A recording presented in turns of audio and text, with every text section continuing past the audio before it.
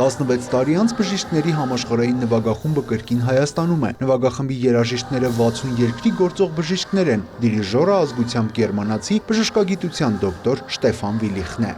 Արդեն երկրորդ անգամ Հայաստանում ապրող ու առողջական խնդիրներ ունեցողների համար բարեգործական համերգ ենք կազմակերպում, որի համար ուրախ եմ։ Մեր կարողությունների սահմաններում անում ենք ամեն բան, որ աշխատասենյակներից դուրս էլ օգտակար լինենք մեր կարիքն ունեցողներին։ Ես ու նվագախմբի անդամները շատ ենք սիրել Հայաստանը, այս անգամ փորձել ենք նաև հայկական ծիրանը, որի համի համար կարելի է անվերջ լինել ձեր երկրում։ Երկօրյա երաժշտական այս իրադարձությունը Կաթիլ բարեգործական հիմնադրամի միջոցով կհոգա Հայաստանում գրանցված շաքարային դիաբետ ունեցող ավելի քան 1000 երեխաների կարիքները։ Մասնագետները վստահ են, համերգի հասույթով բուժումը կդառնա ավելի հարմարավետ ու առանց խնդիրների։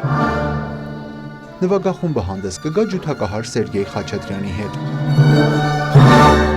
Հասույթը գալու է բուժման պայմանները լավացնելու, ավելի լավացնելու համար։ Այո, միշտ կարիք է, եւ դա ընդունված պրակտիկա է աշխարհում։ Դա իսկապես ընդունված պրակտիկա լավագույն համալսարաններում, երբ որ այդպես բարեգործական գումարները գնում են օրինակ այս կամ այն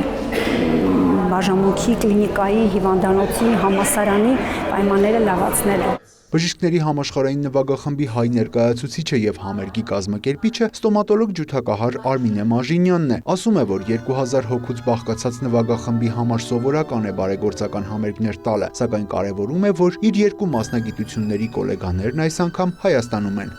Երբ նվագում ենք, մենք համապատասխան լիցքավորվում ենք եւ կարողանում ենք ավելի լավ, ավելի խոր, ավելի ջերմ ծառայենք մեր պացիենտներին։ Երևանի պետական բժշկական համալսարանի ռեկտոր Արմեն Մուրադյանը կարևորում է արվեստի ու բժշկության համատեղումը։ Ըստ նրա, այս պարագայում ոչ միայն մասնագիտորեն, այլև արվեստով են բուժում բուժառուների հոգիները։ Այնպիսի անուններ ինչպես Կոնան Դոյլն է, Շիլերն է, Չեխովն է, Բուլգակովն է, այդ անունները շատ խոսուն են, այդ բոլոր մարդիկ եղել են մասնագիտության բժիշկներ։ Եվ սա եւս ոգևորում է մեզ, որ բժիշկը բացի իր առաքելությունից կարողանում է նաեւ իր գիտելիքներով, իր ինտելեկտով եւ իհարկե իր մեծ հոգով կարողանում է նաեւ այլ ոլորտներում մեծ հաջողությունների հասնել։ Նվագախմբի բժիշկները հույս ունեն շուտ վերադառնալ Հայաստան, իսկ հունիսի 26-ի համերգին սպասում են սրտատրոփ։ Յուրա Վահանյան, Արտակ Գևորգյան, լուրեր։